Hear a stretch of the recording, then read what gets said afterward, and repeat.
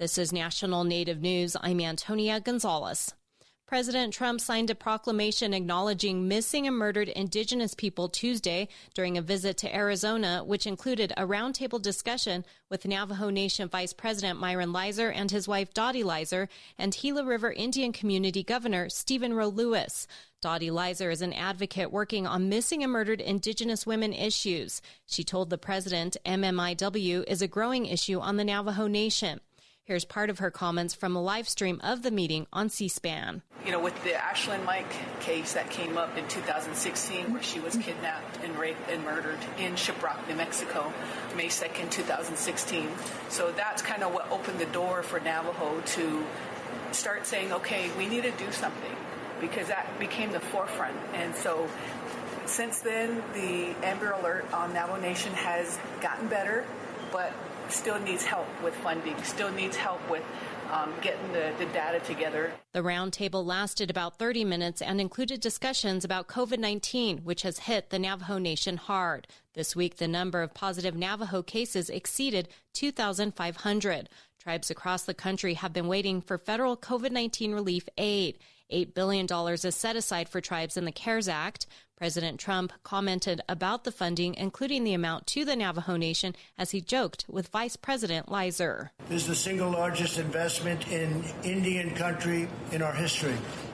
So the amount of money that's being sent to Indian country, as we call it, is the largest amount in the history of the U.S., and you deserve it, and you've been through a lot.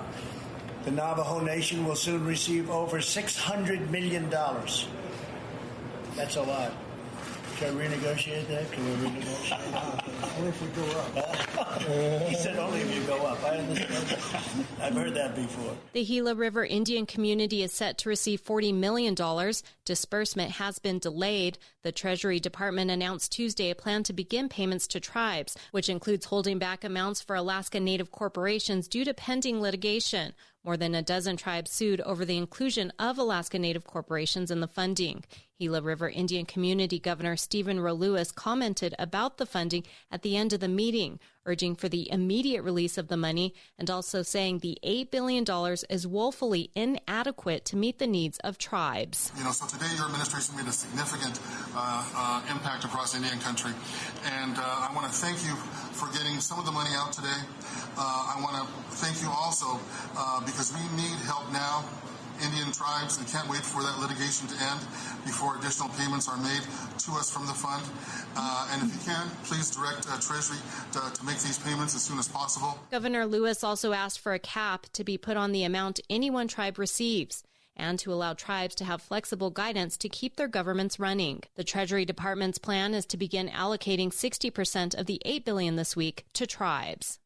The president of the Rosebud Sioux Tribe in South Dakota declared an immediate lockdown of a community Tuesday due to COVID-19. President Rodney Bordeaux, in a social media message, declared the lockdown of the Spring Creek community due to a high exposure of COVID-19.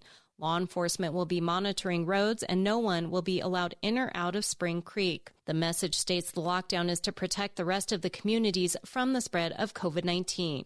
The tribe will assist people in need of food and supplies. No other information was shared. A number of tribes in South Dakota have taken emergency measures to address COVID-19, including the Oglala Sioux Tribe, which issued a reservation-wide lockdown, and the Cheyenne River Sioux Tribe monitoring borders among several of its emergency measures.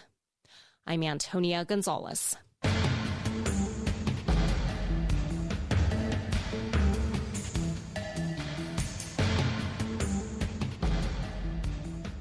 National Native News is produced by Kawanak Broadcast Corporation with funding by the Corporation for Public Broadcasting. Support by Western Governors University, where students apply what they already know, learn at their own pace, and graduate sooner with little or no debt. Information and application at wgu.edu/degrees.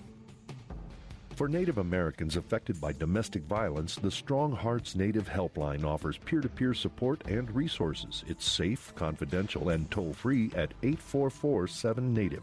Program support by the National Indigenous Women's Resource Center.